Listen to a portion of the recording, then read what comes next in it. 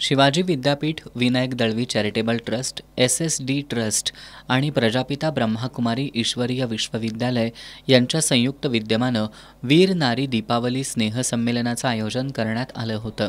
या कार्यक्रमाला कर्नल अमरसिंह सावंत प्रमुख पाहुणे म्हणून उपस्थित होते, तर कुलसचिव डॉक्टर विलास शिंदे या कार्यक्रमाच्या अध्यक्षस्थानी होते।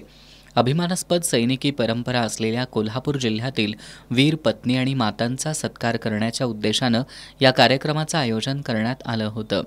कीर्तीचक्र प्राप्त शहीद हवालदार शिवाजी कृष्णा पाटील यांच्या वीर पत्नी शोभाताई आणि BSF राष्ट्रपती मेडल प्राप्त शहीद अशोक बिरांजे यांच्या वीर पत्नी सविताताई यांचा सन्मानपूर्वक सत्कार करण्यात आला।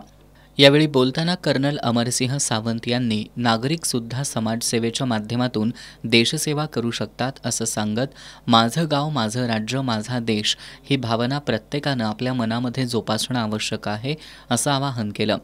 प्रजापिता ब्रह्माकुमारी अलका दीदी यांनी सीमेवर असणाऱ्या सैनिकांमुळेच आपण आनंदी आणि सुरक्षित जीवन जगत आहोत असं सांगत आपल्यामधील विकृत गोष्टींचा त्याग करून एकमेकांप्रती आदरभाव एकोपा निर्माण करणं गरजेचं असल्याचं मत त्यांनी व्यक्त केलं। अध्यक्षीय मनोगतात कुलसचिव डॉक्टर विलास शिंदे यांनी शिवाजी विद्यापीठामध्ये शहीद जवानांच्या स्मृतिप्रित्यर्थ क्रांतीवनाची निर्मिती केल्याचं सांगितलं।